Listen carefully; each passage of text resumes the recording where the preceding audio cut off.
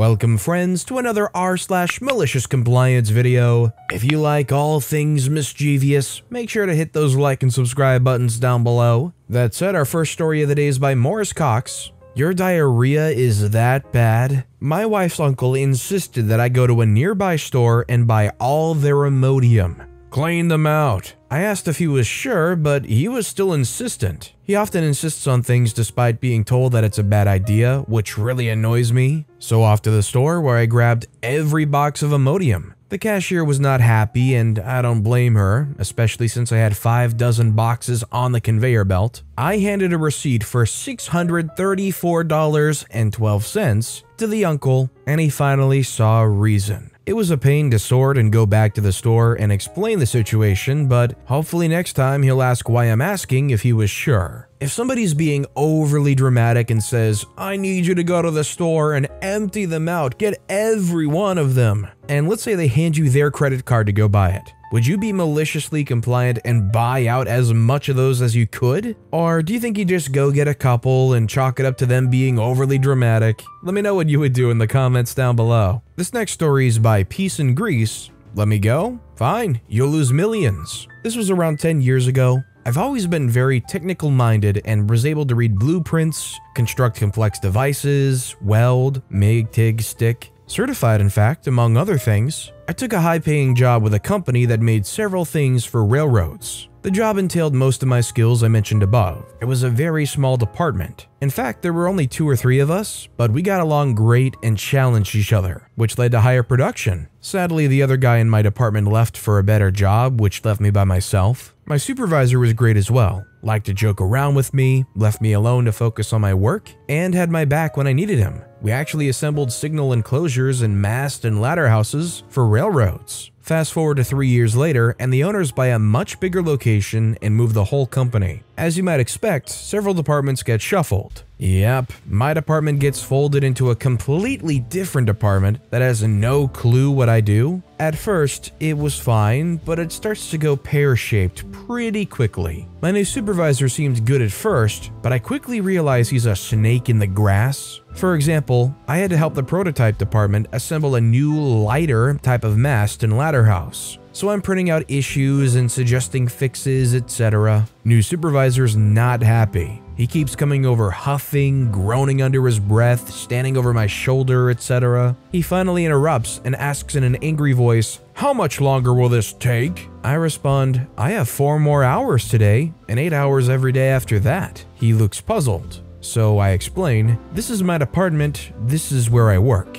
These are my responsibilities, so if it takes 2 months, that's how long it takes." Almost as if to get the last word in, he says, "You work where and when I tell you," and storms off. Next day, I'm called into the office and they force me to sign a letter that states, I now work in my new supervisor's department. Fine by me. I watch from a distance in my new department as all the stock, hardware, parts, orders, etc. of my old department begin to rack up. And since I'm the only one that works in that department, or rather used to work in that department, nobody's doing a thing about it. After about 2 weeks, my old department is a disaster, with items being thrown wherever it would fit. Orders had began to miss deadlines and higher-ups wanted answers. Sure enough, I get called into the office where the new supervisor blames me for everything, but wouldn't let me get a word in. Of course, they let me go without any reason or paperwork. The look of relief on my new ex-supervisor's face when I walk out was priceless. He had no idea of what was coming. I leave with a smile plastered to my face because I knew something they didn't. I was the only one that knew how to build the mast and ladder structures. I relaxed at home for around 2 weeks because I knew I would be getting a call from them. I ignore the first dozen calls. Then I answer, "Can you come back and build, train new hires, etc. for your department?" "Sure," I say, "for $20,000. Now that may seem like a lot, but it wasn't. They made millions from these, so there was really only one option. Pay me $20K or lose millions. Long story short, they went back and forth with me, but finally conceded. I received $20,000 for 2 days' work, and they were helpless. The cherry on top was my new ex-supervisor was fired for being a nitwit and costing the company $20,000. You would just think that if a company is merged or acquired, or things expand and get reshuffled, you think that the supervisor that's now presiding over you would take time to actually analyze the situation of what you're doing, how important it is, blah blah blah. But no, they were just like, you don't seem to be doing anything, move over here, you don't need to do that. And then the whole foundation crumbles and the building collapses because the one person holding up the corner that nobody was noticing was told to let go of that corner. Our next story is by Mega Low Smart. Drive an 8-ton backhoe 5 miles down 2-lane highway at 15 miles per hour? Okie dokie. So I worked for this horrendous jerk when I was 19 for $8 an hour, and he hated that I worked 2 other jobs. I never missed a shift, but he would work me late on purpose, knowing I would only get 4 hours of sleep before school, just so I might quit one or both of my other jobs. Anyway, I show up to work for my 4 p.m. shift, and my boss tells me to take the backhoe down to ABC Business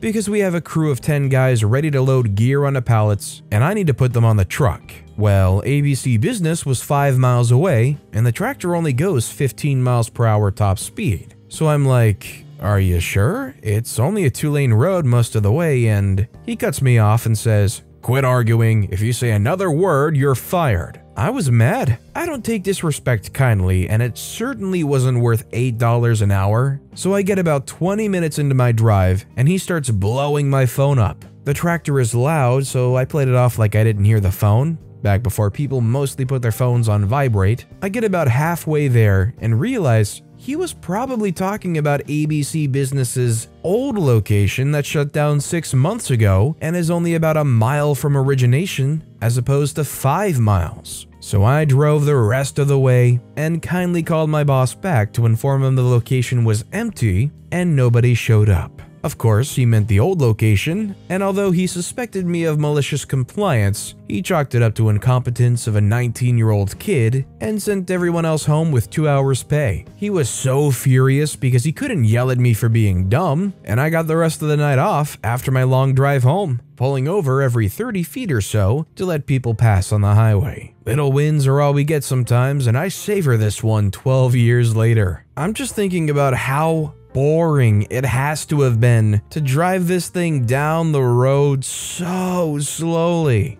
I think I probably would have gone insane. This next story is by Ladybug Whisperer. Forgive me, officer. Of course you know how to do your job. So this happened back around the end of 2018. I worked for a supported community living company. My day-to-day consisted of assisting clients with developmental disabilities perform daily tasks, such as administering medication, toileting, transportation, but a major part of what I did was behavior de-escalation. Many individuals that are part of IDD, intellectually developmentally disabled communities, have behavioral issues that range from harmless to extremely violent. I sincerely enjoyed this part of my job. At times it was dangerous, but you would always learn so much from just trying to help them regulate their emotions. A behavior is just them trying to communicate a want or a need that they have. They just don't know how to use their words sometimes. On this particular day, the client that I was closest to had a meltdown, punched holes in the wall, tore a blackboard off the wall, pushed over a large cabinet, took off clothes, threw fecal matter, the works. Mind you, this was actually pretty common for them, especially around winter time when they missed their family. Eventually, after hours of trying on our own to calm them down, we had to call the police. When they arrived, 3 officers, 2 very kind ones, and an arrogant jerk, my client became sort of quiet and compliant. I knew from years of working with them that that was definitely not a good sign. My supervisor also noticed this, and we told them to watch out. But the arrogant jerk said, "We know how to do our jobs, ma'am." Cue malicious compliance. So I, being the dutiful citizen I am, shut my mouth, and my supervisor did the same. We watched the client edge closer as the officers were speaking to them. I should mention they were able to get the client to put on clothes before this. When they were within arm's reach, my client made their move. As fast as lightning, my client reached their hands down into their pants and proceeded to slap the arrogant jerk in the face with their poopy hand. At that point, it was assault on an officer, so they swiftly cuffed them and sent them to a holding cell at the sheriff's department until they had calmed down enough to be released. Being a part of the IDD community prevented them from pressing any kind of charges on my client, so they got off pretty easily. The arrogant jerk, on the other hand, ended up with pink eye for 2 weeks. I found out later from a state trooper friend that he was pretty disliked in general, so it made for a good laugh for them as well. All I know is I'm just glad that this guy, despite the behavioral issues,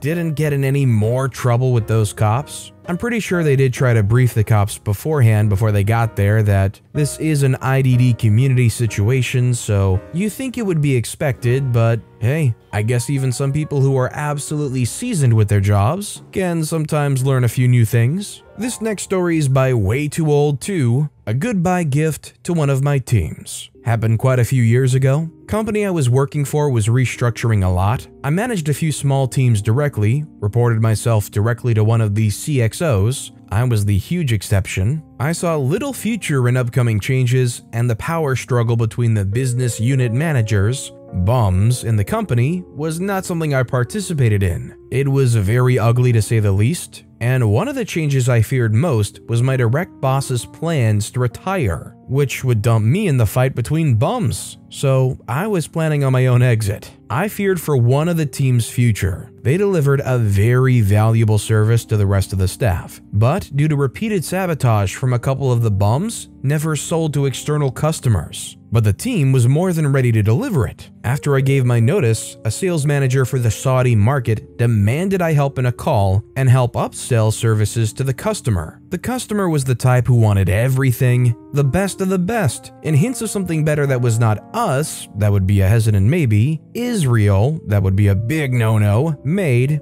was almost immediately ordered. So I sat in the stupid conference call with one goal: sell the service of my threatened internal team to the customer for the same amount as the FTEs cost the company, guaranteeing that whichever bum got hold of the team after I left the company would have a really hard time getting rid of the team. While most of it was ran by the sales and pre-sales engineers and it was boring everybody, including the customer as they had nothing new to offer him, I waited my time. And just before the sales was closing up, I told the customer he was missing something and that we could provide it to him. Customer highly interested, sales and pre-sales in panic as they had no clue about how feasible this all was, but I had enough with the one line I threw in there. Over the next days, the customer kept pressing the sales for a quote, which pre-sales could not help him with, so they ended up at my desk and I gave them a finished proposal I had already, including an insane cost that covered the whole team, brochure-style descriptions, examples of the results, etc. All done with the help of a friendly marketing connection I had before I had given my resignation.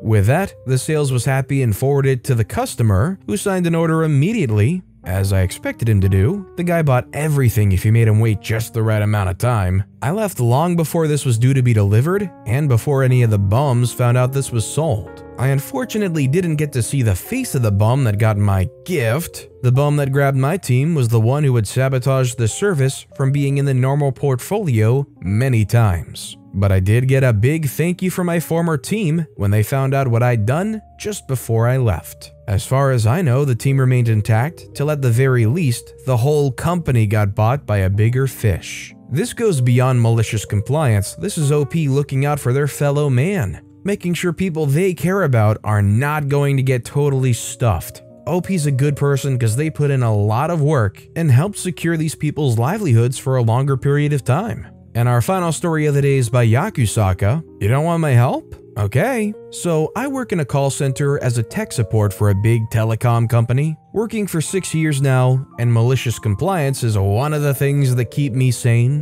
One of my favorite things to do is ask a screaming, irate customer if they want my help, or are they just venting. We are not allowed to hang up on customers unless they refuse our help. So most of the screaming customers go, "No, I don't want your help. I want my services to work, my contract to be terminated. Talk to a superior," or a variation of those things. I just politely ask once more, "Are you sure you don't want my help?" Most of them just say they are. Okay, they shouted it. So I just say, "Well, then thank you for calling. Have a pleasant day," and I hang up. My supervisor has a sense of humor and hates the shouting customers, so I never get in trouble for that. And if a complaint is made, I'm safe. Short call, customer doesn't want my help, I'm free to answer another call. Honestly, I'm really glad that OP has this loophole because although I totally get in a lot of situations, people are really frustrated their services aren't working. Oftentimes, they're going to be liable to pay some kind of stupid fee to get it working again. Makes you want to blow up at these people, and the only people you can get a hold of are the lowly call center people. But they didn't do anything to you, they're just a random person in a call center. I feel bad for the abuse they do take. But with that being said, that's all the time we have for today. So of all these stories I've read today, which is your favorite and why? Let me know in the comments down below.